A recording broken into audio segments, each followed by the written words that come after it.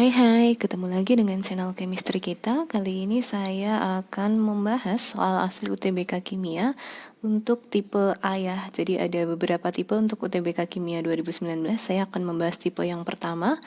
Di sini akan saya bahas 10 soal untuk part 1, nanti di part 2 saya akan bahas 10 soal berikutnya. Langsung saja ke soal nomor 1. Informasi berikut untuk menjawab soal nomor 1 sampai dengan soal nomor 3. Data nomor atom dan nomor massa untuk 5 atom diberikan dalam tabel berikut. Pertanyaannya, atom yang mempunyai afinitas elektron terbesar adalah yang mana? Nah, seperti yang pernah saya jelaskan, afinitas ini termasuk ke dalam sifat periodik unsur yang termasuk ke dalam sifat yang awalannya vokal. Artinya, kalau dia awalannya vokal, ini ya afinitas elektron, semakin ke kanan posisinya dan semakin ke atas posisinya dalam tabel periodik unsur, afinitas elektronnya itu akan semakin besar. Artinya kita harus mengidentifikasi kelima unsur yang ada di tabel ini itu terletak di dalam golongan berapa agar kita bisa mengidentifikasi letaknya. Nah, yang kita gunakan untuk konfigurasi itu adalah nomor atom ya. Jangan salah, jadi bukan nomor massa yang kita gunakan. Nah, karena di sini nomornya itu kurang dari 20, saya akan konfigurasi yang 28, 8 atau 18 dan sebagainya. Untuk T itu nomor atomnya 12, berarti kalau saya konfigurasikan 282. Artinya ini adalah golongan 2A. Kemudian untuk Hi itu nomornya adalah 13. Kalau saya konfigurasikan 283. Nah, konfigurasi elektron terakhirnya adalah 3, berarti dia adalah golongan 3A. Kemudian yang R itu nomor atomnya adalah 14, berarti kalau saya konfigurasikan 284, terakhirnya adalah 4, berarti adalah golongan 4A. Berikutnya S itu nomornya 15, kalau dikonfigurasikan 285. Nah, elektron terakhirnya adalah 5, berarti dia golongan 5A. Yang terakhir adalah unsur T dengan nomor atom 16, berarti konfigurasinya 286. Karena terakhirnya adalah 6, berarti dia adalah golongan 6A. Nah, sehingga saya bisa susun kelima unsur ini kalau di dalam tabel periodik itu susunannya bagaimana. Nah, susunan tabel periodik kan itu urut ya, 1A, 2A, 3A, 4A, sampai 8A. Berarti di sini jelas yang 2A itu letaknya paling kiri. Berarti susunannya P dulu, kemudian baru Hi, kemudian R, S, dan T. Nah, karena afinitas tadi termasuk vokal, dia akan besar ketika letaknya berada di kanan, paling kanan. Nah, di sini yang paling kanan adalah T. Berarti yang memiliki afinitas elektron terbesar itu adalah T, pilihan yang E. Nomor 2, senyawa dengan oksigen yang bersifat amfoter dalam air adalah yang mana? Jadi di dalam golongan utama itu ada 2 unsur yang bersifat amfoter. Nah, amfoter ini adalah zat yang dapat bertindak sebagai asam atau basa.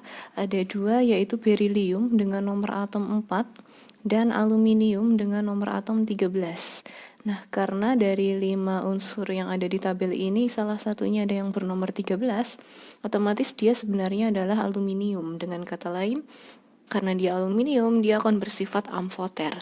Sehingga nomor 2 jelas, yang memiliki nomor atom 13 adalah Hi, berarti pilihan jawaban yang ada Hi-nya adalah pilihan yang B. Nomor 3, atom yang dalam senyawanya cenderung bermuatan plus 2 adalah yang mana?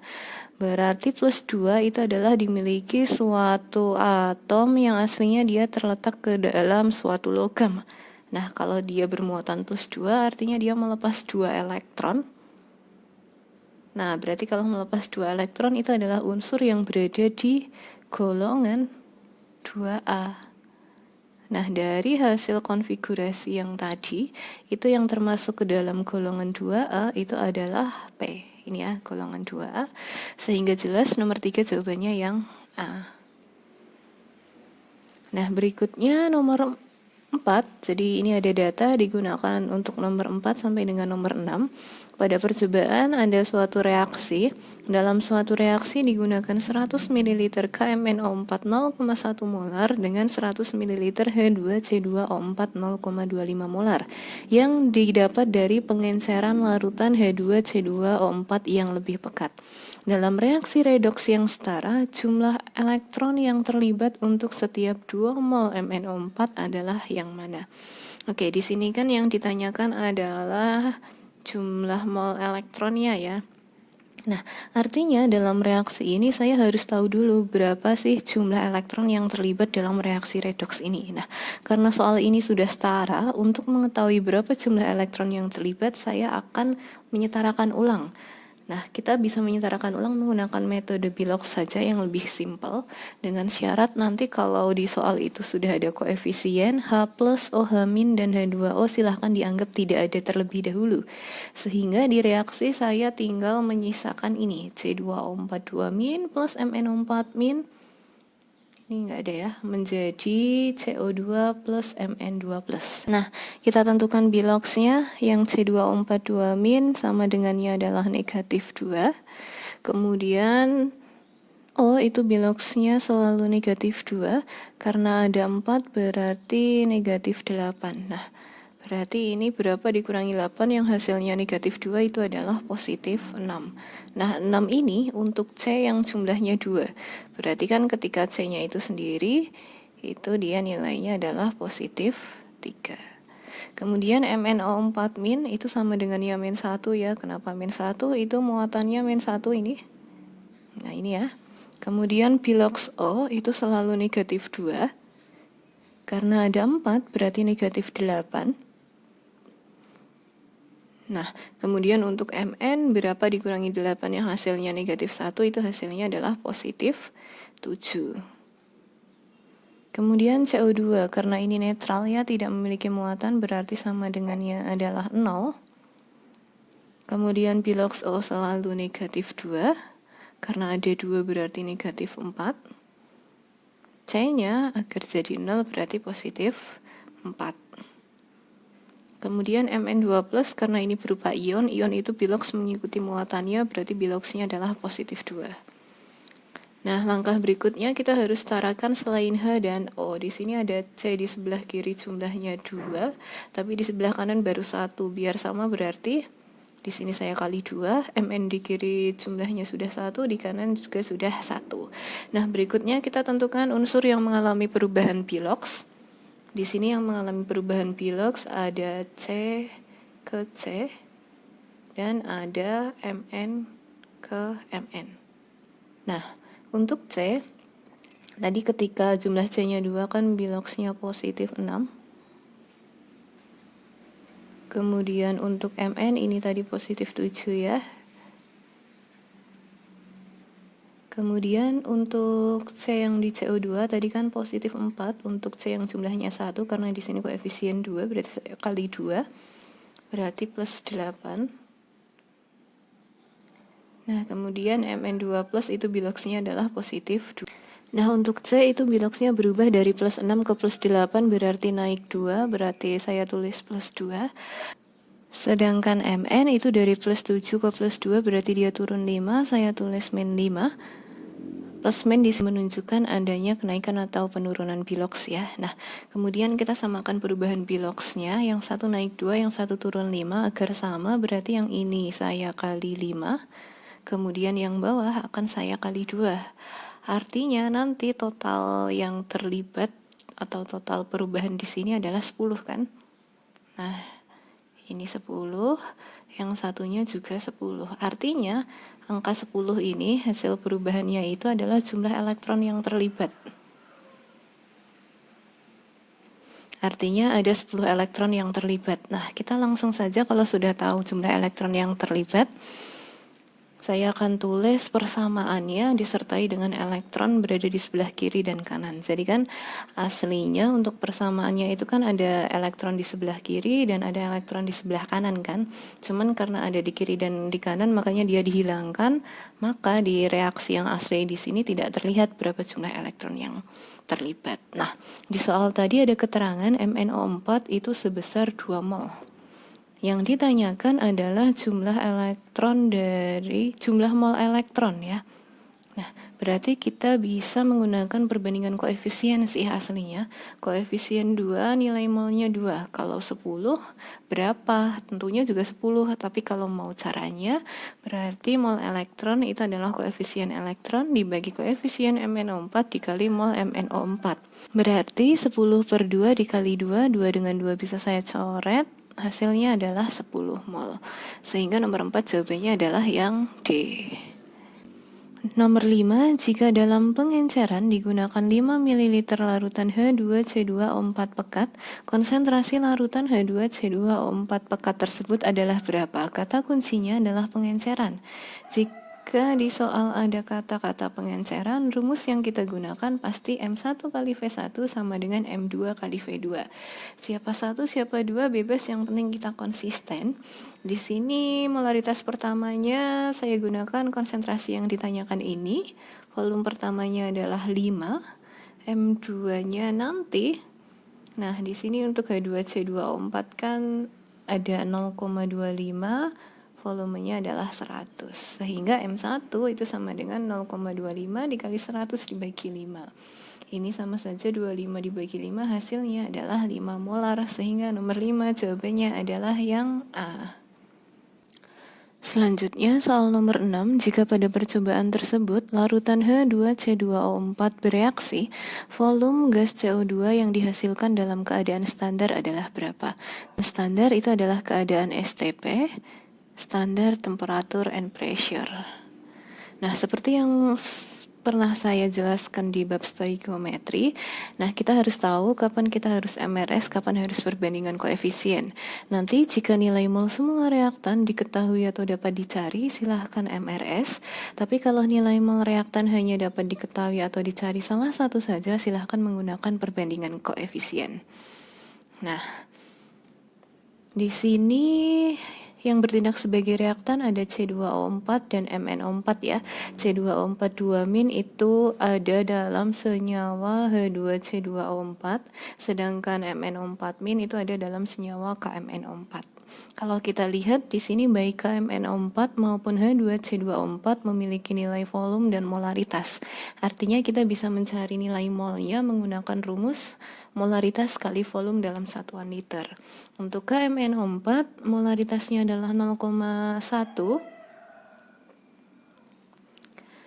sedangkan volumenya adalah 100 ml, kita rubah ke liter berarti 0,1. Hasilnya adalah 0,01 mol. Kemudian untuk H2C2O4 sama rumusnya M kali V, molaritasnya adalah 0,25 dan volumenya adalah 100 ml yang kalau kita ubah adalah 0,1. Kita kalikan hasilnya adalah 0,025 mol. Nah, di sini karena reaktannya diketahui semua atau dapat dicari semua, berarti kita harus MRS ya. MRS. Nah, mula-mula C2O4 2- adalah 0,025, sedangkan MnO4-nya adalah 0,01. Nah, kita harus bisa menentukan siapa yang habis bereaksi atau reaksi pembatasnya. Yang habis bereaksi itu yang nilai masing-masing mol dibagi koefisien hasilnya kecil. Untuk C2O4 2- 0,025 dibagi 5 itu adalah 0,005, sedangkan MnO4- itu 0,01 dibagi 2 hasilnya juga 0,05. Karena nilainya sama berarti nanti dia akan habis semua ya, baik C2O4 maupun MnO4-. Nah, di sini akan habis semua. Nah, kalau C2O4 mau habis, berarti di reaktannya itu tetap 0,025, sedangkan di MnO4 kalau habis, di reaksinya itu 0,01. Kita langsung ke yang ditanyakan di soal saja. Yang ditanyakan di soal adalah volume gas CO2. Berarti kita cari molnya dia dulu. Nah, di sini koefisien 5 itu 0,025, kalau koefisien 10 berarti kan 2 kalinya, 0,05 mol. Nah, ini sudah diketahui nilai mol dari CO2, kita tinggal cari volume STP, itu rumusnya adalah mol kali 22,4. Berarti 0,05 dikali 22,4 hasilnya adalah 1,12, sehingga nomor 6 jawabannya adalah yang B. Nomor 7, perhatikan tabel berikut, ada konfigurasi elektron B dan F. Berdasarkan konfigurasi elektronnya, bentuk geometri molekul BF3 adalah yang mana? Oke, di sini senyawanya adalah BF3, kita bisa menentukan atom pusat dulu. Atom pusat itu yang jumlahnya 1, berarti dalam hal ini adalah B, itu bertindak sebagai atom pusat, saya singkat AP saja. Nah, karena di sini sudah ada rumus senyawanya, saya bisa langsung menentukan menggunakan teori VCPR itu yang AXNEM. Jadi karena B atom pusat B mengikat F jumlahnya 3, berarti rumusnya pasti AX3. Nah, yang menjadi masalah adalah menentukan jumlah pasangan elektron bebas. Di mana sebelum kita menentukan jumlah pasangan elektron bebas, kita harus tahu dulu si atom pusat atau dalam hal ini B itu mempunyai elektron valensi berapa atau terletak di golongan berapa. Di sini dalam konfigurasinya dia berhenti di sp, artinya kita totalkan elektron di subkulit sp-nya, totalnya adalah 3, artinya dia adalah golongan 3A. Artinya nanti jumlah elektron valensinya adalah 3. Nah, untuk menghitung jumlah PeB, rumusnya adalah jumlah elektron valensi atom pusat dikurangi Xn dibagi 2. Jumlah elektron valensi atom pusat 3, Xn-nya tadi juga 3, dibagi 2, hasilnya adalah 0. Kita tinggal cocokkan dengan tabel AX3, berarti kalau AX3 bentuknya trigonal datar atau planar segitiga. Nomor 7 jawabannya adalah yang C. Nomor 8, baterai nikel kadmium banyak digunakan pada peralatan elektronik. Baterai ini menggunakan elektroda basa dengan elektrolit KOH. Jika diketahui E0CD2 plus CD-nya adalah negatif 0,4 volt dan E0Ni2 plus Ni-nya adalah negatif 0,25 volt, pernyataan yang benar adalah yang mana? Oke, ini konsep dari sel volta ya. Ingat dalam sel volta yang nilai E0-nya kecil, dia akan mengalami oksidasi. Oksidasi terjadi di anoda. Reaksi di anoda A menjadi An plus Na min, itu reaksi umumnya. Di sini tadi ada data E0-nya CD2 plus menjadi CD dan nilainya Ni2 plus. Kalau kita lihat nilai E0-nya itu yang lebih kecil adalah yang ini ya, CD. Artinya nanti yang CD ini nanti akan mengalami oksidasi terjadi di anoda dan reaksi umumnya simbol ini tinggal saya ganti dengan si CD. CD menjadi CD2 plus 2 elektron.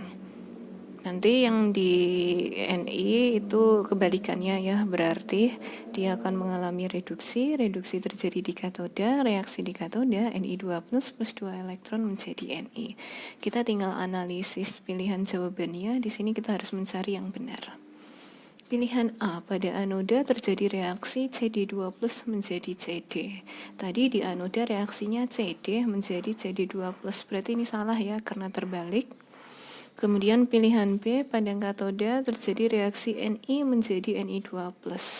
Di sini Ni2+ menjadi Ni. Pilihan B juga salah. Di sini harusnya Ni2+ menjadi Ni. Pilihan C, pada anoda terbentuk CdOH2. Nah, kita tahu CdOH2 ini kalau kita ionkan dia menjadi CD2+ plus 2OH-. Nah, artinya kan di sini ada CD2 plusnya kan?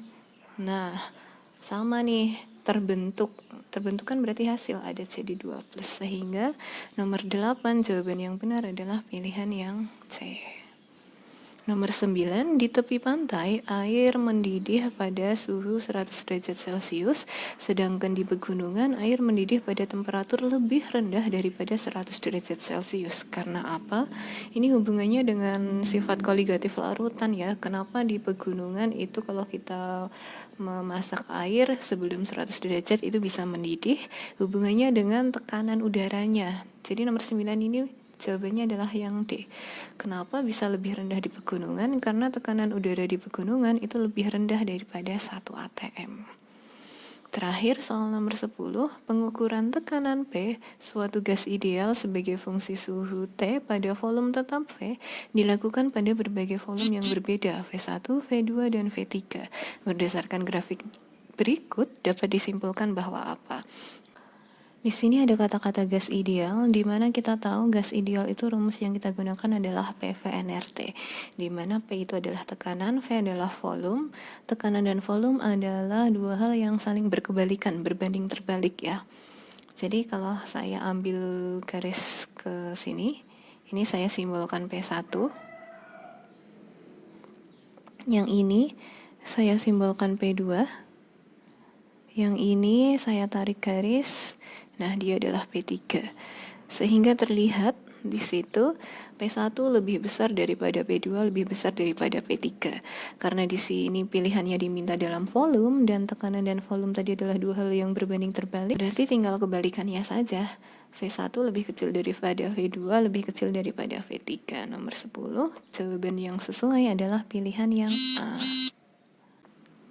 Nah, sekian pembahasan untuk soal asli UTBK Kimia 2019 tipe A, part yang pertama. Nanti untuk 10 nomor berikutnya saya bahas di part yang kedua.